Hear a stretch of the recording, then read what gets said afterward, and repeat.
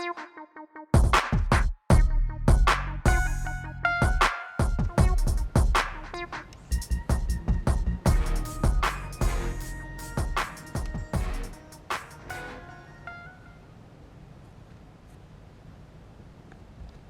everybody, this is Dan O'Sullivan from Angler.com, and I wanted to spend a little bit of time here and talk to you about flipping and pitching a little bit, about some baits that I use, how to position yourself, how to try to keep control of the rod, how to be disciplined a little bit. But let's go ahead and start with tackle. Basically, two ways to think about flipping and pitching. You've got a jig flipping and you've got a plastics flipping, and they're gonna dictate to me how you set everything up. Let's start with a jig. My jig flipping stuff is going to be basically a 7'6" heavy action Lew's Custom Pro speed stick here. It's heavy action, heavy power, fast action. So if you can see, this rod's got just a little bit of bend in the tip, and it'll load up good when you set the hook. I use a BB1 Pro Series. It's got bigger capacity for line. This happens to be 25-pound Abrazex, Seagar Abrazex, and I use that a lot when I'm dealing with a jig, because the hook is going to be a heavier, stouter hook, and I'm really going to be putting this into a lot of wood and heavy cover, and I want to be able to get them out. So I use stouter line. It gives me some ability to know that I've got some, some forgiveness in the line, that, it'll abrade, it'll take a nick a little bit, and I can still get them out of the heavy cover. I may have to strip a bunch of line off, but I know that I've got enough line to be able to get the fish out, more so than anything. More so than sheer strength or anything, but that's kind of why. So 20 to 25 pound is what I'm going to flip on a jig rod. Typically, this happens to be a Hack Attack fluorocarbon jig from Strike King, and it's the 1/2 ounce version. And this one has a menace grub on it, and I'll show you how to rig that in just a second. The other rig that we're going to deal with is a soft plastics rig. Now this is a heavy. This happens to be a Pro TI heavy action rod. This is 7'4", one that I'm playing with. I've tended to prefer a 7'6" rod, but I've got a short enough handle on this that basically the length I've got out front is about the same as some of the other 7'6" rods out there. So I found this one to be pretty successful for me thus far. This I'm going to tend to flip more, around cover, not necessarily completely into it all the time. So I've got a little bit lighter line on here. I've got 17-pound Invisex on here. I will go to 20, but I've got a plastics bait. This happens to be the Rage Bug from Strike King in a blue craw color. I tend to rig this on anywhere from 1/4 to 5/16 ounce tour grade tungsten, rigged free. I don't put a bobber stop on this. I want some action out of the bait. I want it to hit the water and then kind of have the action there. If I am flipping into some real dense cover, I'll pin it a little bit with a bobber stop, but that's because I don't want the sinker to fall here and have the sinker on one side of a limb and the bait on the other. But if I'm flipping into wood, I may have that kind of a setup going on here.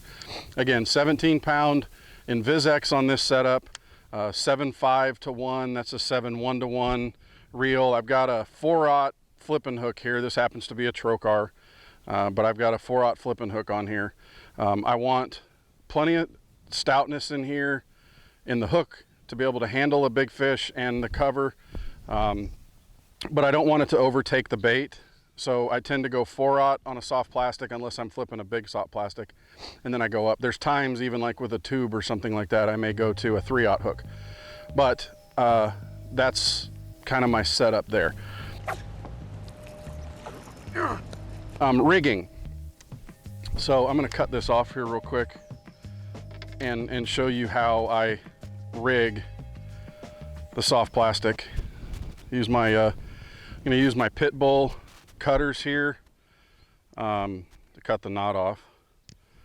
I've been flipping a little bit today, and I want to go ahead and start. So I've already threaded my tour grade tungsten on there. I tend to use a Palomar knot, just something that I know some people disagree, but it's what I've used for years. Don't have any issues. Now tie this on, drop the bait through. Now here's the important part. Don't start snugging yet. Pop that loop over the top of it, and now you start snugging. Get it wet and snug it down. Okay. Now I cut this off. So here's another rage bug. I split the tails there. I split these off, and then I make sure that these little tentacles here are split. I like to keep the eyes up. It's a mold there, just means bottom top. I don't think it really matters, but it's just me. Take a straight shank hook, go in at a little bit of an angle, come out about the third little step barb on the body there. I turn the barb sideways. If I pull this out this way, I'm hollowing out the hole that the hook is supposed to be in. So I turn this sideways to pull it through, then I twist it. I measure where this hook is going to go in, and I lift and stick it like that. Now I've got the rigged soft plastic rage bug for flipping right there, and that's where I rig it. So that's all set up. Jigs, I've got here, this is a black and blue Hack Attack fluorocarbon jig, a 1/2 ounce. I've got a blue Menace grub trailer. Now I tend to match the size of my trailer to the profile of the jig. So I've got this profile of this jig here. It's you know, a smaller profile jig, shorter hook, wider gap. This is a great jig for flipping with fluorocarbon. You'd bend this hook out with braided line, and they have the Hack Attack jig for that. But if you can look at it here and see, that is going to stick way out the back of the bait. So what I like to do is I like to take off 3 or 4 rings and create a little bit more of a compact profile here. And for the split the tails, and then you can push this right here up.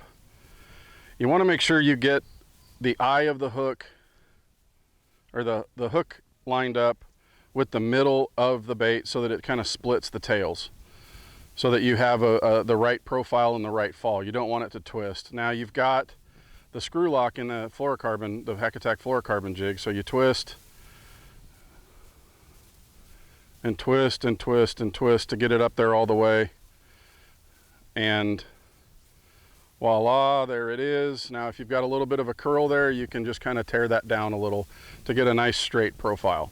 So there's the Hack Attack fluorocarbon flip jig. That's black and blue with the blue sapphire Menace grub. That's a great little flipping jig right there. Now another jig, I mean the same jig, but another trailer, is the Rage Craw. I like this one in the summertime a lot. As the water starts to warm and the fish are eating bluegill, I like a lot of movement in that bait. Again, this is going to be way too much of a trailer, too long. So I will go ahead and I will take almost all of the body off and leave that thoracic section right there. If you can see, I took those 3, you know, I took 1 inch or more off of that. So put this on here, rig it again about to the middle.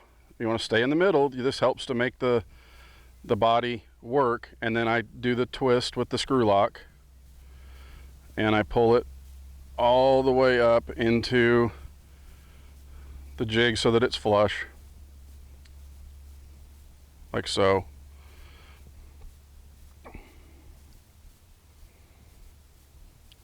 And I've got a little bit of a curl there. I can kind of bend that down and make it straight.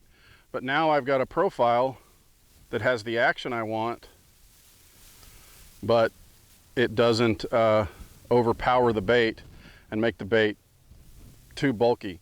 This happens to be a great style jig for a river, like here at Neely Henry. So it's compact. The fish tend to really respond to something like this. So that's basically some really good tackle. There's so many other things that you can use with different style baits. These are 2 just basics, but let me go ahead and I'll get the camera set up here, and I will go ahead and show you how I like to use or how to stay in position, how to be a little bit more disciplined in making your presentations, and how to make sure that you're in position to catch a fish, to set the hook when the fish bites. Oh, geez, honey. Okay, so we're all set up. We've got our rods ready. Jig, you know, there's not a lot of heavy cover right here, but the jig will still appeal to fish, and you may have bedding fish through here as well because it's the springtime. Tend to get more bites with just the plastic, but you're going to appeal to a bigger bite with this jig. So the big deal is to try to make the lure fall soft in the water so that it kind of surprises them most of the time. Sometimes a little extra noise helps, but you want to pick out your little targets. There's not a ton of them here, but you want to pick out your targets and make the lure fall soft, but then be in position to set the hook once a fish bites. And in real shallow water, that's more key. So we drop the lure in, and we're in position right here. You're in a good spot to be able to deal with a fish that bites. And every little presentation is going to be different. Every area is going to be different. Some may bite on the fall. Different times of the year you may want them to, or they may strike when the thing is hopped on the bottom. So you just kind of have to get a feel for what what the fish are doing and go from there. And I'm trying not to catch a dog. But you can see one of the things that I tend to do is get a little undisciplined, and I'll get myself out of position. And I won't be in, you know, fish bites right there. And I may be, you know, dealing with, you know, playing with something as it's falling. And I don't, you know, I miss bites and such. But you want to just stay focused, stay disciplined with your positioning, and think of being in the position to make a hook set.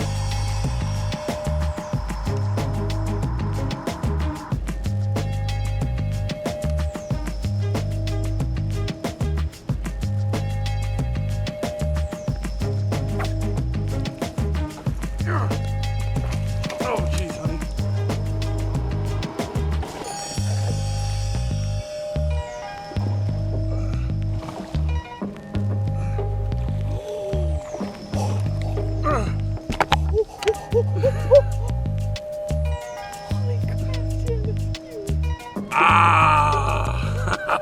Ah! Look at that.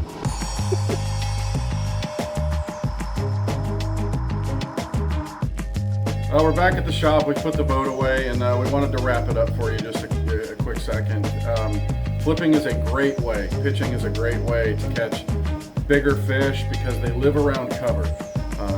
It's a few and far between kind of deal. Sometimes you can get on a good run, but we wanted you to have the basics to be able to set up what you need, the rods, the reel, the line, the gear, everything that you need, whether it's flipping a jig on really heavy cover with a heavy line and a flipping rod, or soft plastics on a little bit lighter action rod with a little bit lighter line. But we hope this helps. We hope that you take the time to learn how to flip and pitch, stay in position, be disciplined, and you can put more fish in the boat. We let them go. And if you don't know, now you know.